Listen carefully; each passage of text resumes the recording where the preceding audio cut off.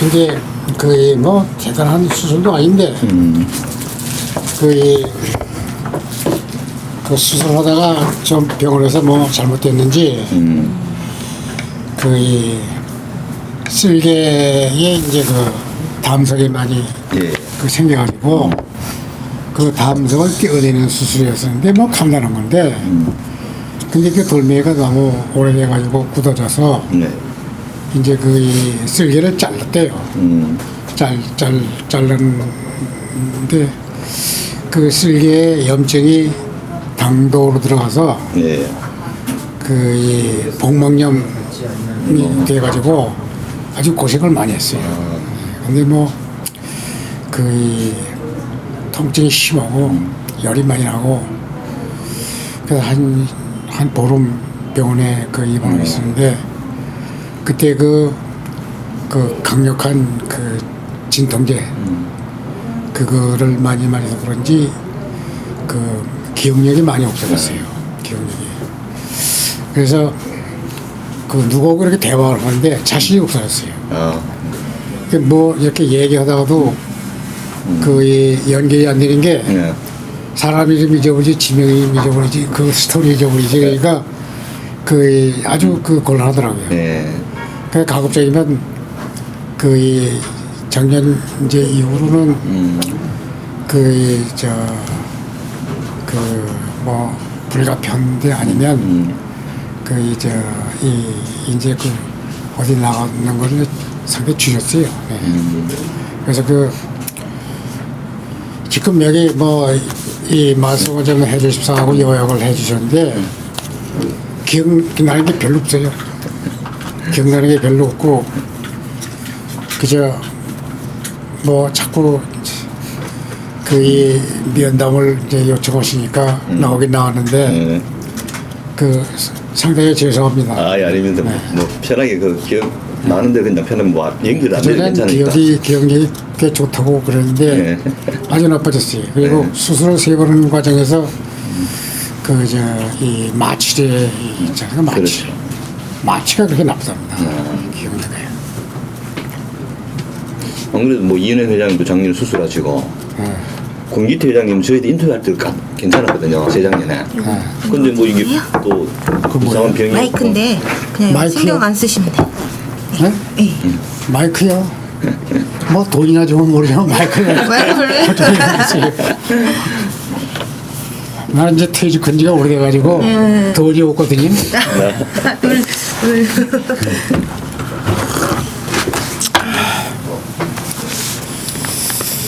그래서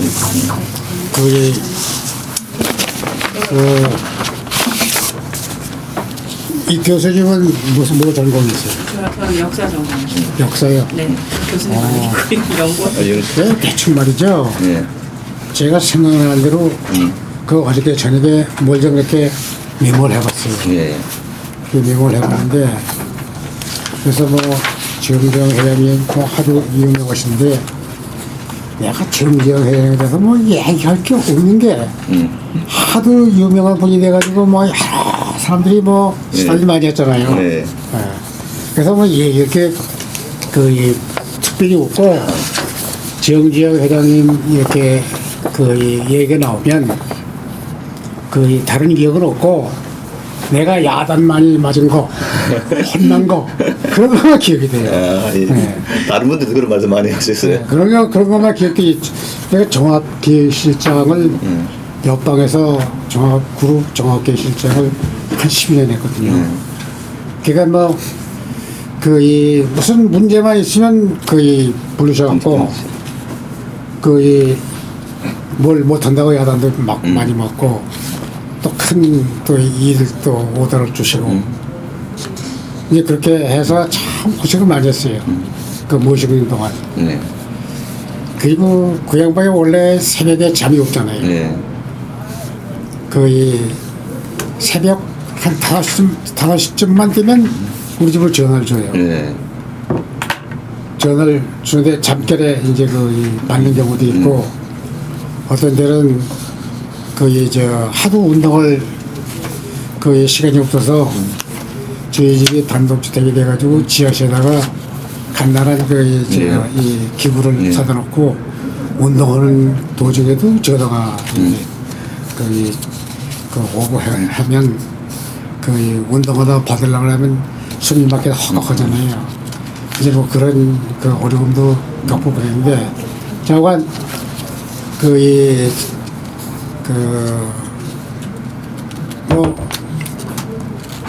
뭘 쓰려고 보니까 옛날에 뭐 아주 혼나고 야단 많이 먹고 뭐 그런 것만 기억이 되더라고요. 자관 예. 이렇게 예. 적어봤습니다. 예.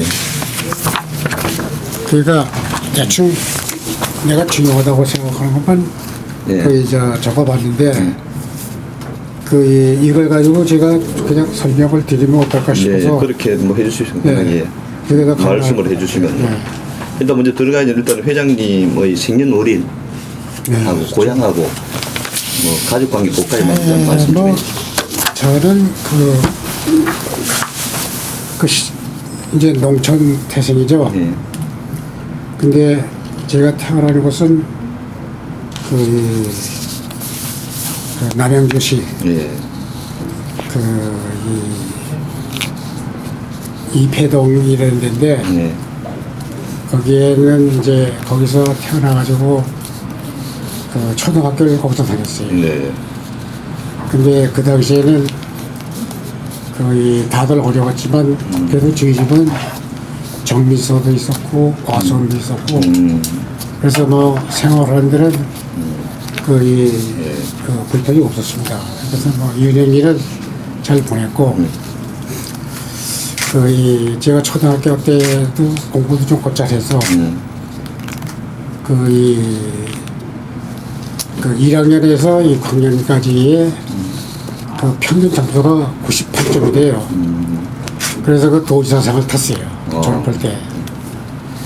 그리고 그 중학교를 특차인 서울사대부중을 네. 거의 특차 시험을 봤는데 그때가 18대 1이거든요. 근데 여행에 거기 합격을 했는데 들어가서 보니까 그 친구들이 얘기하는 거를 이해를 못하는 게 이렇게 많더라고요. 그래서 서울 아이들이 그녀들 서울 아이들이고 저는 이제 농촌에서 뭐 보고 들은 게 뭐 없고 그래서 이해 안 되는 게 참 많더라고요. 이 수업 시간도 보면 걔네들은 이해를 금방 하는 것 같은데 저는 상당히 느리고 그래서 이 학교를 내가 다닐 수 있는가 싶은 생각도 나고 그렇더라고요. 제가 그래도 잘 졸업을 했고 사대 부고 또 고등학교 고등학교 그리고 뭐 대학은 저희 여자대학교 그 당시에 특차의 두 번째 해에 특차를 했어요. 예. 서울대학보다도 먼저 시직을 뽑았는데 저도 특차에 합격이 돼서 여자대학교에 상경대학 경제학부를 졸업을 했죠. 네. 그리고 지금 현재 뭐 부모들은 돌아가시고 가족은 이제 제 아내하고 그다음에 딸 취직한 딸하고 또 아들 둘이 있는데 큰아들은 지금 중앙대학교 교수고 또 작은 아들은 지금 현대건설 이사죠, 이사. 네. 임원을 있어요. 그리고 사위는 SK 그룹의 사장이에요. 그래서 뭐 가족이 전부 잘 하모니가 잘 되고 화목하게 지내고 있습니다. 회장님 가정은 몇남 몇 년 왔습니까? 그러니까 아니 형제분들.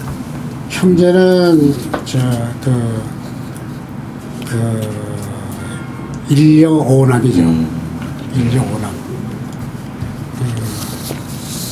그래서 뭐 손자들도 뭐 지금 전부 유학생이고 공부 잘 하고 있습니다.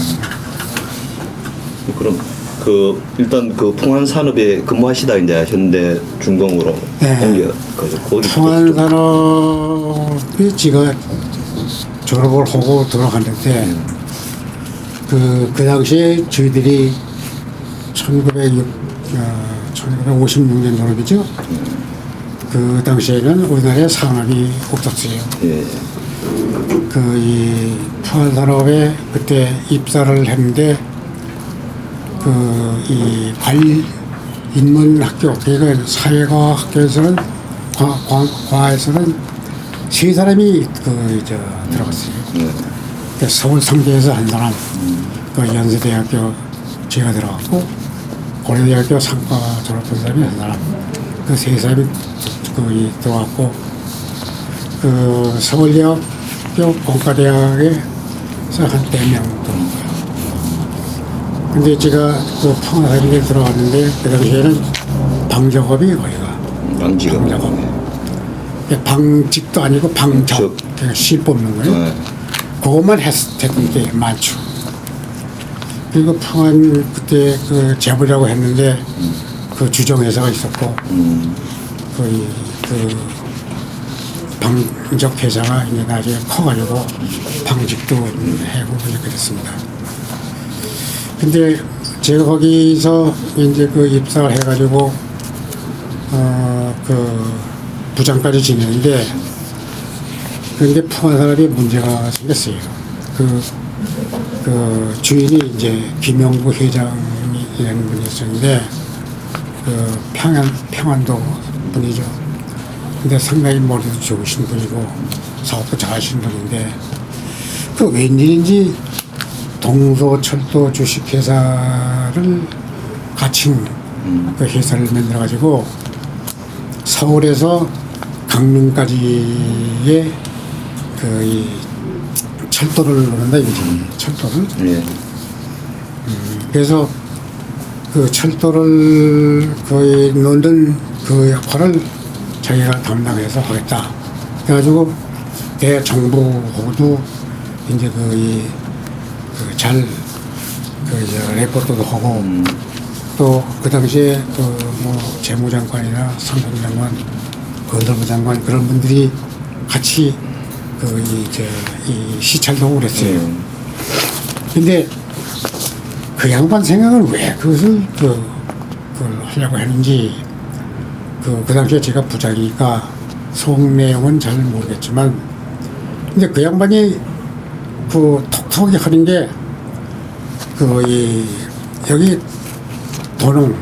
도농에서 팔당까지 철도를 놓으려고 하는 이 쫙을 따라가지고 땅을 사는 거예요. 땅을 사요. 예. 그 땅을 사는데 전부 그 회사의 자금으로 사는 거예요. 그런데 회사의 자금으로 사는데 그것이 전부 개인명의로 사요. 그리고 저는 전 비자금 처리하는 거예요. 예. 그러니까 회사에 돈이 상당히 많이 빠지지 않겠어요.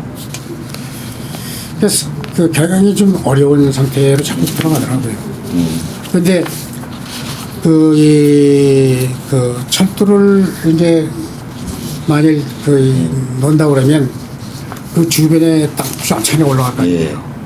근데 그걸 노리는 것 같아요. 예. 땅을 아무튼 엄청나게 샀어요. 그래서 결국은 이제 사채를 얻어가지고 이제 회사가 경영을 했는데 그 사채에 money해가지고 1차 부도가 났어요. 1차 부도가 나가지고 김영구 회장은 도피를 했고 채권자 몰래 숨어버린 거죠. 그리고 이제 그 밑에 있는 사람들이 채권자들하고 이제 문제를 해결한다고 회의를 몇 번 해보고 있는데 근데 저를 불러가지고 법정관리를 하도록 지시를 하시더라고요. 그래서 뭐 그때 그 변호사한테고 제가 아무도 모르게 비밀리에 그 법정관리 신청을 했어요. 그래서 그것이 그 지방법원에서 그 확정돼가지고 법정을 들어갔습니다. 이제 그러면서 제가 이제 거길 그만둔다고 했어요. 왜 그러냐면 채권자들이 제가 그걸 담당한 걸 알면 상당히 제가 입장이 곤란하겠더라고요. 네. 그래서 저한테 사표를 냈고 그래가지고 뭐 이제 무직으로 한 2개월 놀았을까? 네. 근데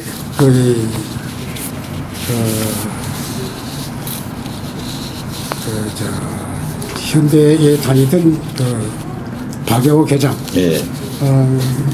만났어요. 근데 박영호 회장은 연세대학교 제 선배예요. 그래서 만났는데 현대 쪽이 안 하겠냐고.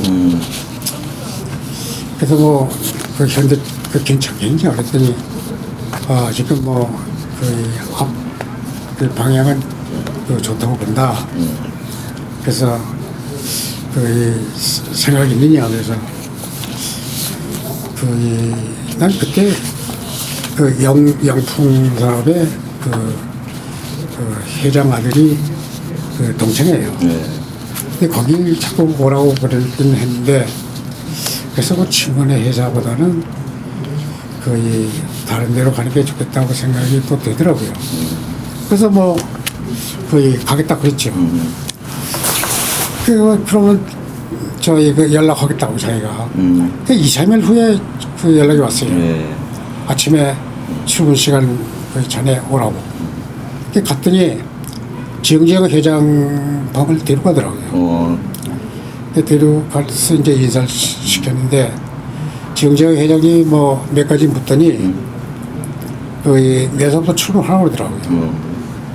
그래서 그 다음 날서부터 현대건설 경리부에 이제 출근하게 됐죠.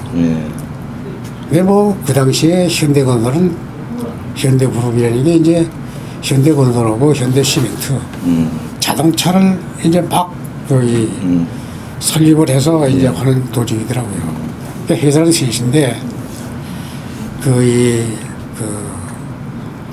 방직 회사는 역사가 있지 않습니까?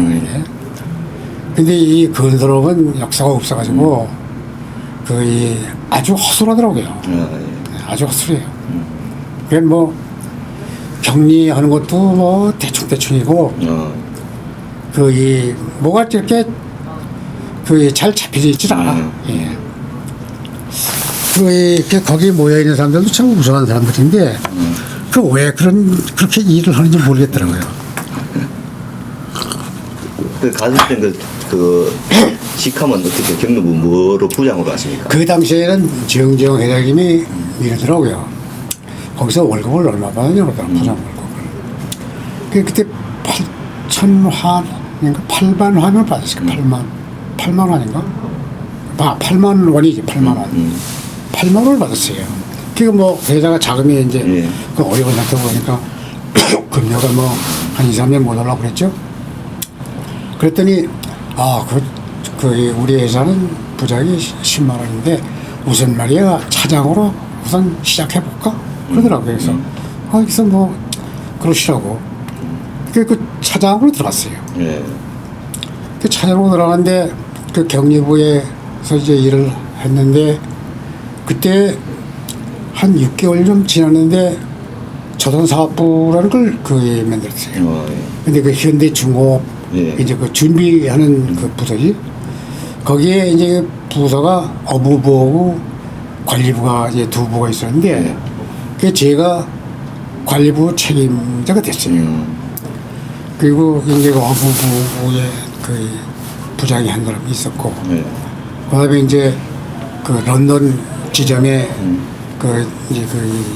몇 사람이 나가 있었고, 울산에 기술자들이 몇 명 있었고, 이제 그런 상태였습니다. 그러니까 일은 런던하고 서울에서 일이 벌어지는데 그 당시에 이런 건 차관 업무예요. 예. 차관. 그리고 차관 업무를 제가 이제 취업을 하게 됐죠. 그래서 이제 그 차관이 뭐 상당히 큰 차관을 한 거죠. 그때 주로 어디서 차관을 들여왔습니까? 그 영국이죠. 영국에서요. 영국 뭐 바커리 은행 이런 거 뭐. 주로 그 영국입니다. 근데 그 차관이 전부 기계 사는 데하고 연관돼 있는 차원이죠. 그래서 뭐 그 당시에 우리나라가 보면요, 그 재무부나 상공부나 기획원이나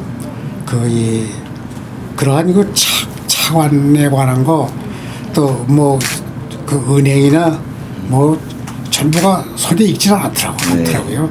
그게 저도 서툴는데 그 상당히 아주 힘들더라고요. 그게 상당히 힘들어요. 예. 그게 법규도 아주 미비하고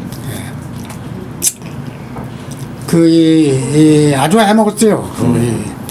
그 이제 그 차관을 얻으려면 지급 보증을 해야 되잖아요. 예. 지급 보증이 우리나라 시스템이 어떻게 되냐면 대외 지급 보증은 그 예한은행이 할 수 있는데 예한은행은 저 대내 지급 보증을 어서 만들어라. 그 대내 지급 보증을 해주는 게 산업은행이에요.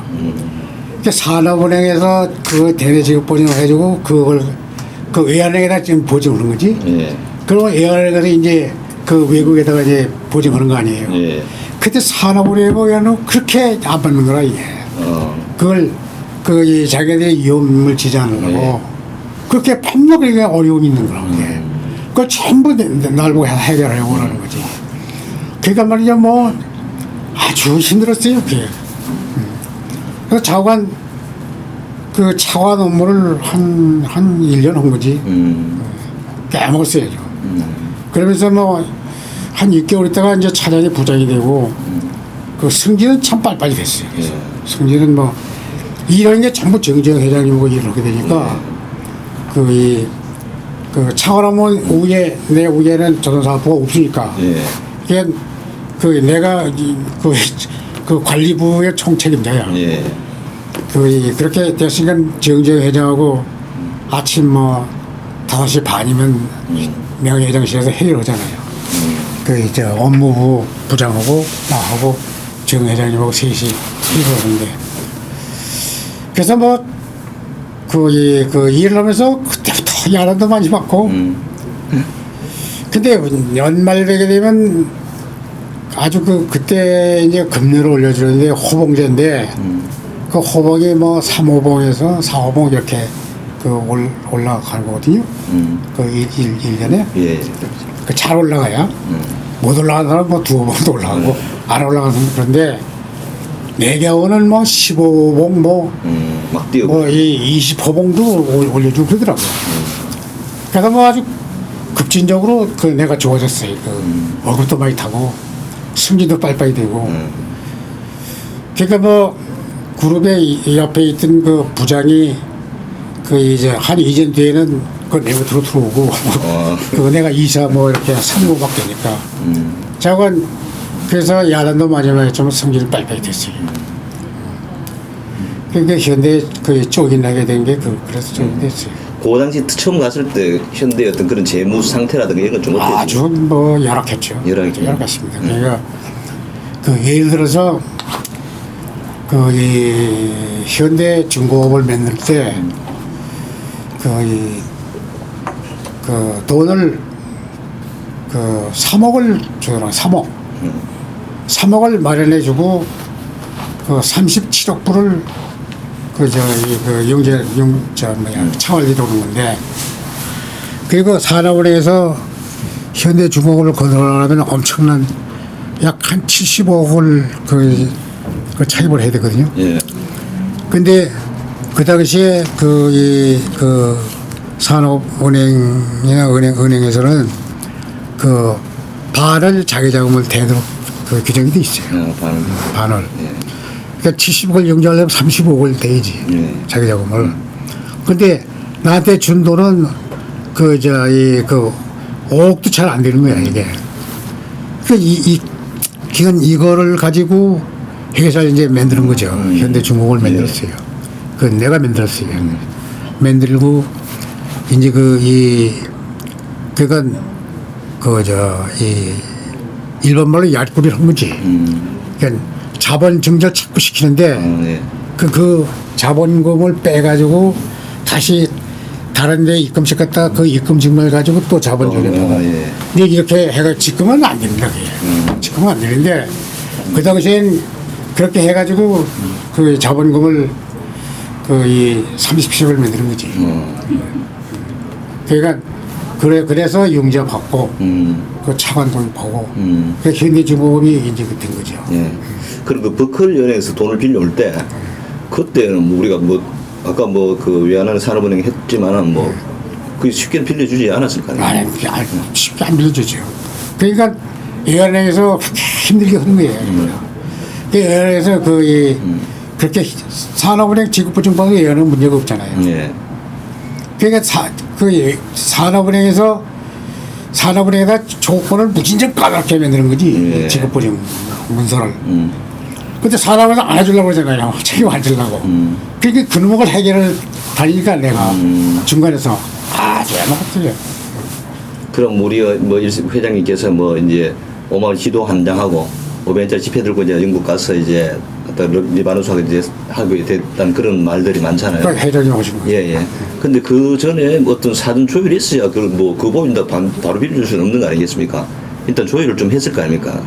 아칼리 은행하고 예. 이 차원 네. 연락을 했죠. 현대가 정재 회장님이.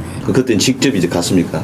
우리 회장님도. 저요? 예. 저는 그때 안 갔지. 안 가고. 거기에 정재 회장님 사회가 있었잖아요. 정희영 씨. 정희영 씨. 예. 희영 씨가 거기 있으면서 그 계속. 역할을 한 거죠. 그 런던 일을 그 양반이 아, 런던은 이제 정희영 형하고 이제 국내는 제가 하고.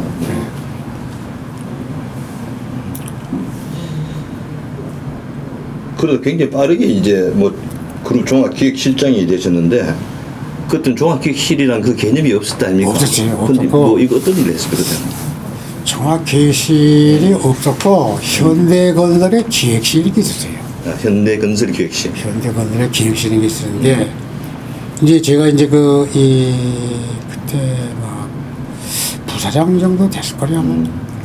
그 종합기획실인데 기획 이 업무를 겸직을 하라고 해서 현대중공업 이제 부사장인데 그래서 이제 그걸 보니까 이 그룹이 이 분위기가 무슨 종합기획실 뭐 어쩌고 그룹을 뭐 이렇게 통지하고 어쩌고 하는 걸 분위기가 아니더라고요. 예. 근데 삼성은 그 비서실인 게 그 당시에 벌써 만들어져 있어가지고 그룹을 통할하는 이런 걸 하더라고요. 근데 그 종합기획실인 걸 내가 만들어가지고 명예회장한테 브리핑을 했죠. 종합기획실을 이렇게 해서 운영을 하려고 하는데 괜찮겠습니까? 그렇게 해라. 이제 그래서 이제 이 삼성 비서실처럼 그 운영을 이제 운영 시스템을 만드는 거죠.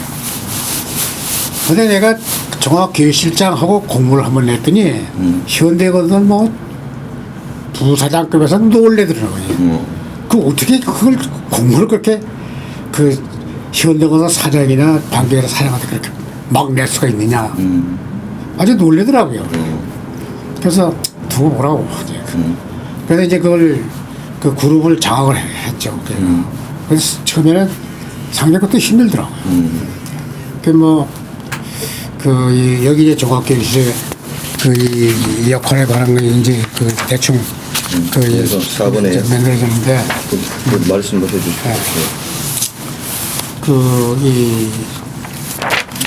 그러니까 이제 뭐 종합기획실 내가 회사가 이제 연계가 생기니까 예.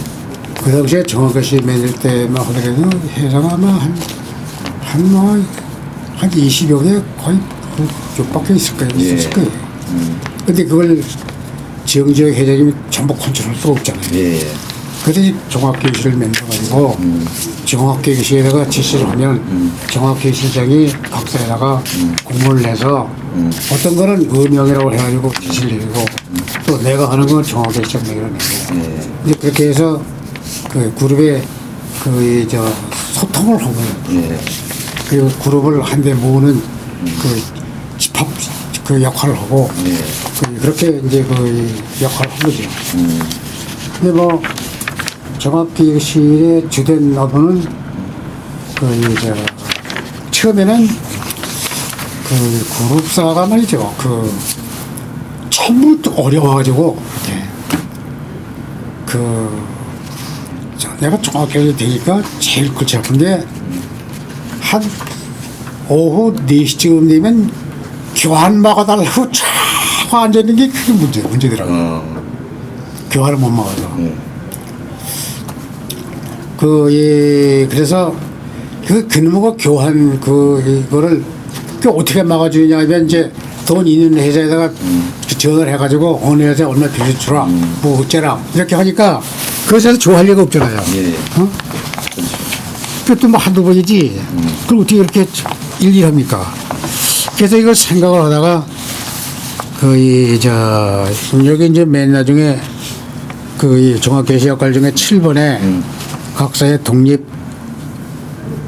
자립을 할 수 있도록 정자를 검토한다 이제 이런 게 얘기를 했는데 그 각사의 그 모자란 그 재무 구조는 그 정자를 시켜가지고 그 자립을 해 나갈 수 있도록 조치해 줬어요. 근데 그 역할도 상당히 어려웠는데 몇 번의 사장단 회의를 거쳐가지고 그것을 성공시켰어요. 그래서 앞으로 이제 내 방에 교환 먹어달라고 오는 놈은 이 면접 치료를 할 테니까 그런 줄 알라고. 그때부터 안 왔어요. 그때부터 안 왔어요. 그래서 종합계획실이 자금 때문에 뭐 골치 아픈 일은 없었어요. 그 종합기획실 임원들 월급이라든가 종급여까지 관여를 했다는 게 적지않은 거. 그렇죠. 근데 각 회사마다 상황은 다 다를 거 아닌가? 다르죠. 다 고려해가지고 다 풀렸는데. 각사 사장이 이 안을 가져오면 종합계획에서 검토하고 그래서 뭐 좀 이상하다고 보는 건 사장하고 협의를 하고 그리고 명예 회장한테 보고를 하는 거죠. 그래서 확정시켜 주는 거지. 그러는 거죠. 그리고 종합실 실장이 자신이 뭐 누구는 얼마 이렇게 하면은 아닙니다. 네. 근데 그것도 통과하기 힘들 텐데 이 기사를 보니까 종합기획실장 하실 때 회장님께서 전자산업이라든가 수유학 분야에 진출했다고 하면서 그 기록을 보니까 이제 우리 창업자께서 굉장히 기부했다는 그런 기록이 있거든요. 그 총괄하면서도 또 새로운 사업 분야 진출까지 책임지는. 신규 사업 여기 쓰진 않았는데 신규 사업을 앞으로 투자 방향을 어떻게 할 것이냐 하는 걸 연구하는 거니까. 예. 정확히 그 역할도 해요. 여기 지금 그건 빠졌는데 그러니까 그런 걸 연구하면서 자꾸 그걸 발전시키는 거죠. 근데 그 당시에는 이 여신관리 규정이 아주 까다로웠어요. 그래서 그 여신관리 규정이 아주 까다롭게 되어 있었는데 얼마큼 까다로우냐면 30대 그룹을 먹는 한도가 있고 30대 그룹 또 안에서 10대 그룹을 먹는 또 한도가 있고 10대 그룹 안에서 또 다시 5개 그룹 그러니까 현대 삼성 LG 이제 대우 또 칼 그렇게 5대 그룹을 먹는 또 한도가 있어요. 그러니까 은행에서 차입을 할 수 있는 한도가 정해져 있었습니다. 또 그리고 그 당시에는 이 그룹이 나가서 뭐 이렇게 차를 할 수 있는 그러한 형편이 아니었어요. 그 전부 은행에 가서 돈을 외국에서 꼬아가지고 은행이 디스패치를 했지 이렇게. 그래서 은행에서 이제 외화자금을 얻어 쓴 거죠. 그런 상태였습니다. 그리고 아까 잠깐 나왔습니다만 이제 급등 정유 회사를 이제 인수를 하게 되고 수유학 사업에 이제 나가게 되잖아요.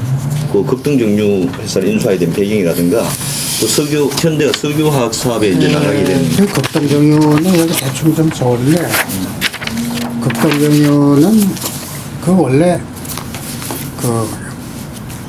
정지영 회장님이 50%의 지분을 가졌고 그때 이제 그쪽 주인이 사장으로 있던 장홍돈 씨라는 사람이 있었는데 그 양반이 50%의 지분을 갖고 있었어요. 근데 장호선이라는 사람이 누구냐면 이 지금 정몽혁이 있죠. 예, 예. 정몽혁 어머니가 그 집안이에요. 예. 그 집안에서 그 시집 얻었다고요. 걔가 이 남매가이지 장호선이하고 네. 정몽혁 어머니하고 네. 그래서 이제 50%를 왜 갖고 있었냐면 이 몽혁이 아버지가 돌아가셨잖아요. 네. 그러니까 정지영 회장하고 그쪽 장홍선이 원래는 장홍선이 형의 그 회사였어요. 그게. 네. 거기서 이제 앞으로 지금 몽혁한테 50%를 줘가지고 살게 하자. 네. 그렇게 해서 50%를 정지영 회장이 갖고 있었던 거예요. 근데 이제 정유 회사인데 이 정유 회사는 어떻게 되는 회사냐면 원유를 수입을 해다가 네. 그 원유를 정제해서 휘발유나 경유, 중유, 뭐 모빌유 이런 거를 생산하는 데거든요. 네. 석유하고는 달라요. 그렇게 하는 데인데 근데 이게 자꾸 우리나라의 정유 회사들이 규모가 커져가는데 이 회사만 그대로 있었던 거예요. 확장을 못하고. 돈이 장성이가 없으니까. 그래서 이제 결국 장성이도 용기를 내서 확장을 하자. 이래가지고 이 확장을 사업 계획을 만들어가지고 확장하도록 했어요. 네. 근데 그걸 투자하는 과정에서 장성이가 돈을 대기 힘드니까 자기 포기하겠다 해가지고 그것을 현대가 50% 지분을 인수를 했어요. 그래서 이제 현대가 됐고, 현대 가져왔고, 그 과정에서 문제점이 많았지만, 자관 결론은 그렇게 됐어요. 그러면 이제 이른바 현대 석유화학이 된 겁니까? 아니, 따로, 아니. 극동력 따로 이제. 그리고 지금 이제 그게, 오일뱅크. 네. 오일뱅크. 그건 정유업이고, 네. 제가 만드는 것은 석유. 석유화학입니다.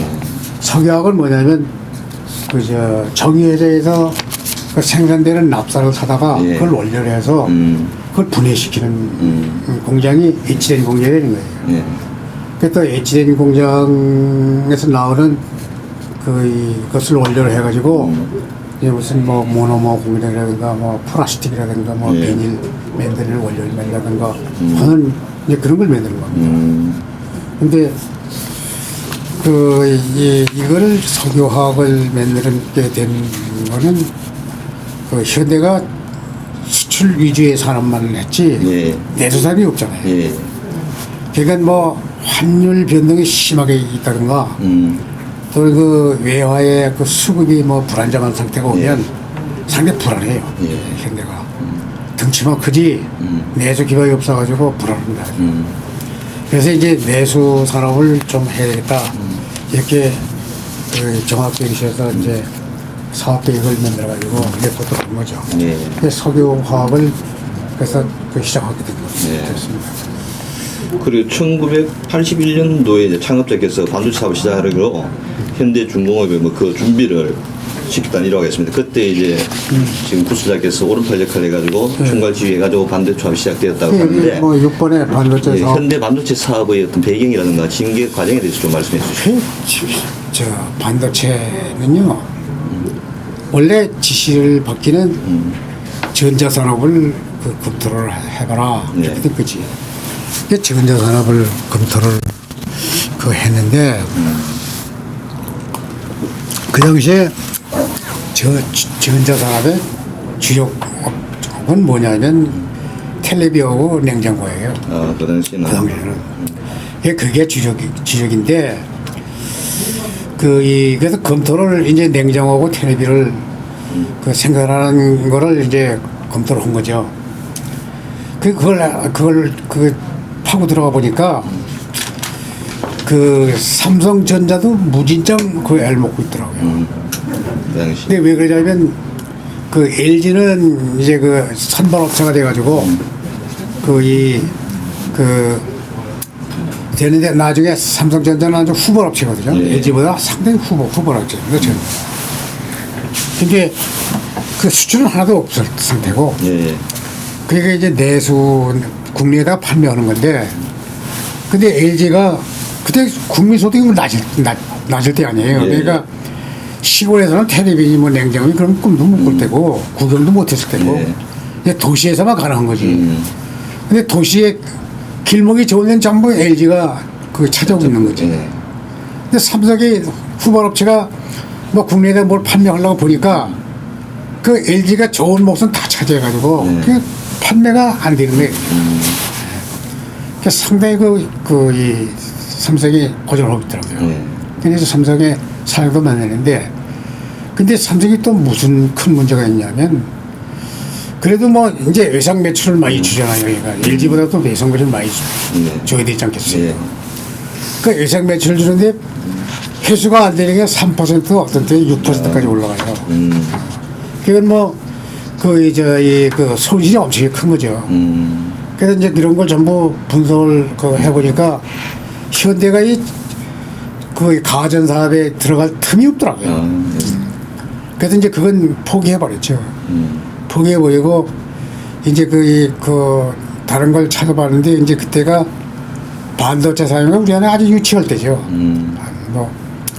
그 삼성전자가 이제 시작했고 그 LG 그룹이 시작을 했는데 LG 그룹에 내가 그 사장님을 한번 찾아가 뵀더니 그 자기네들이 뭐 만드는 거는 그냥 반도체 만들게 하는데 일본에 주문 생산만 한다고 그러더라고요. 자기들이 만든 거 다 판매 할 수가 없어서 그냥 주문 생산만 하고 있다고. 근데 뭐 상당히 그 사업이 어려울 것 같더라고요.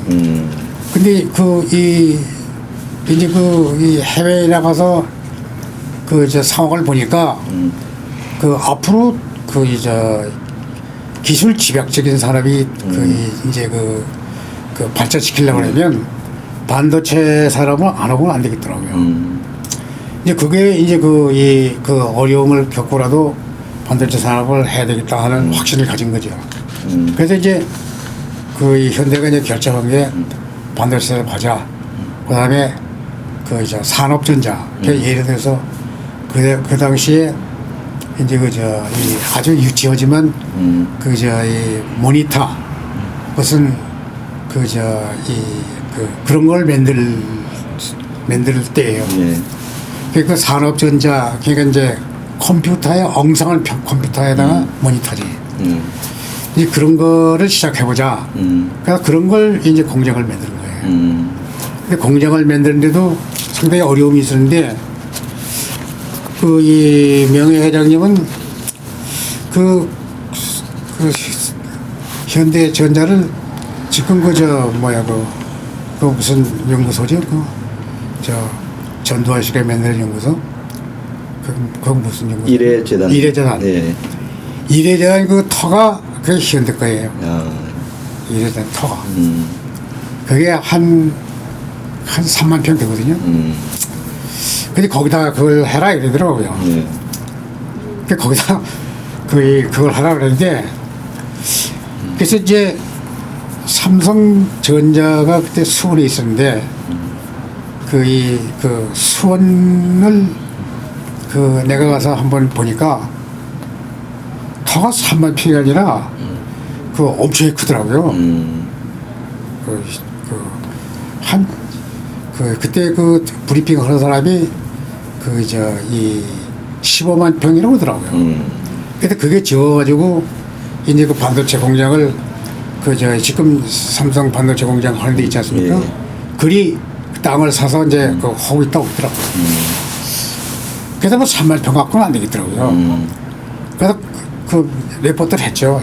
3만 평 갖고는 현대가 거의 안 되겠습니다. 그러니까 30만 평 정도는 있어야 될 것 같습니다. 그래서 이제 그걸 브리핑 하니까 그렇겠구만. 그래서 부지를 한번 그럼 분석해보라고. 그래서 그 부지 공장을 사는 거를 이제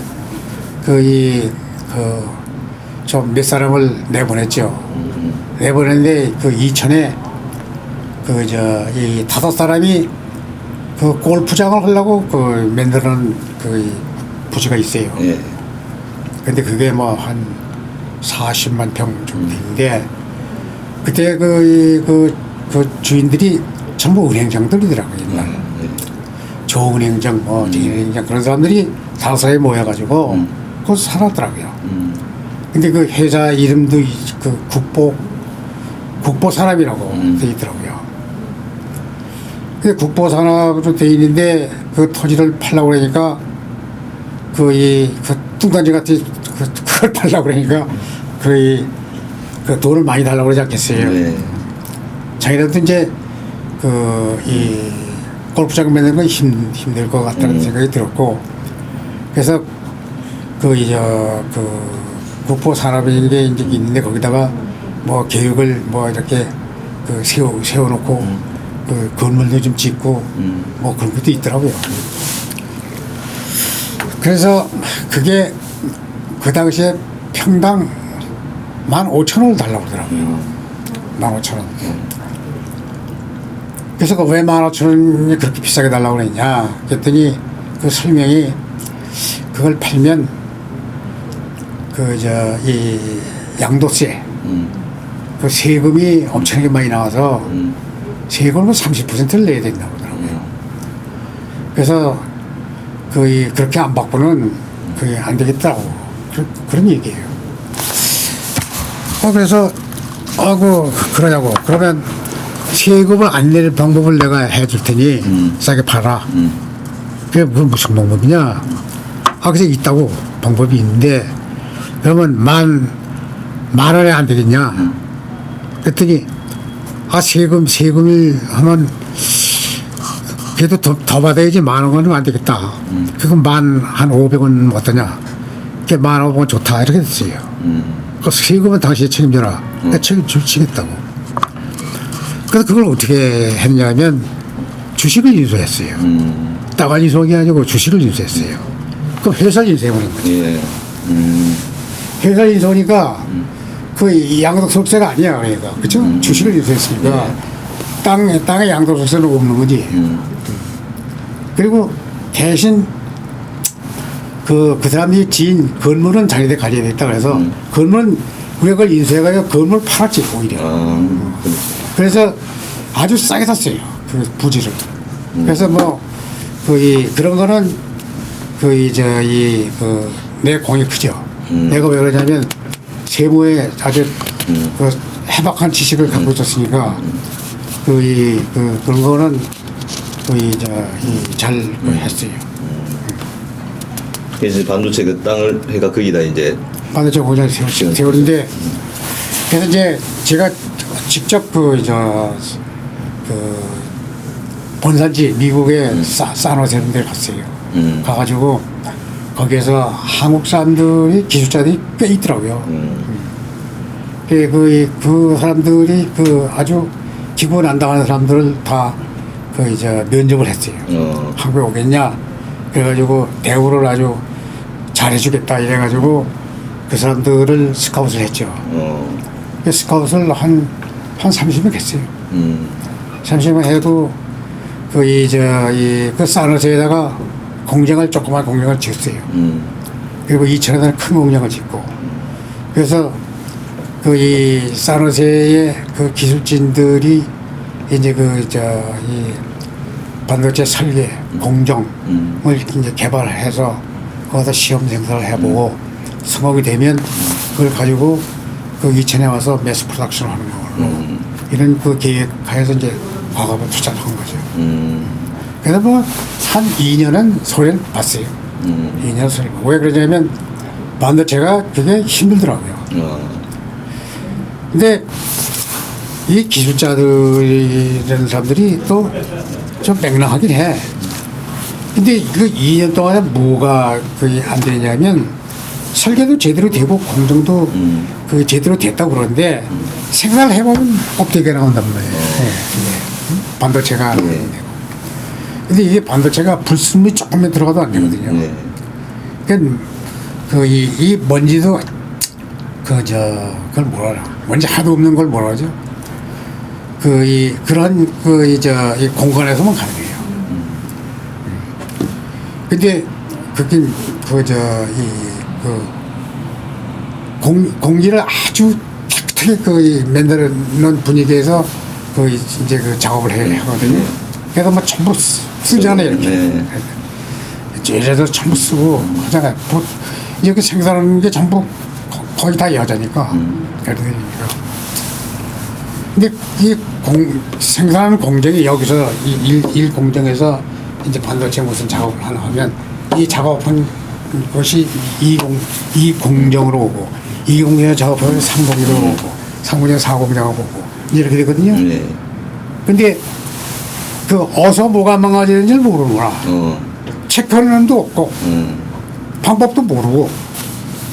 근데 이게 내가 가만히 보니까 이 공정만 이게 체크를 하면 어딘가 뭘 찾을 수 있을 것 같더라고요. 근데 이게 주로 여자들이 이제 분 같은 거 바르잖아요. 어? 근데 그게 조금만 날리면 안 되는 거라, 이게. 다 망가지는 거라. 이게. 그래서 그 공정을 이렇게 체크하는 걸 이게 주로 시켰어요, 일을. 난 막 길조도 아닌데, 응? 그걸 이제 고안을 해낸 거지. 예. 그래서 그걸 성공을 했어요. 그러니까 이제 그렇게 하니까 이 공정에 자기들 맡은 책임자들이 엄청나게 신경 쓰지 않겠어요. 예. 자기 공정이 뭐 망가졌다가. 자기 공정이 망가지면 그러면 뭐가 처음이 되지. 예. 좋습니까? 그래서 그거 성공을 했어요. 그 성공한 게 1메가 같아요. 1메가 D램.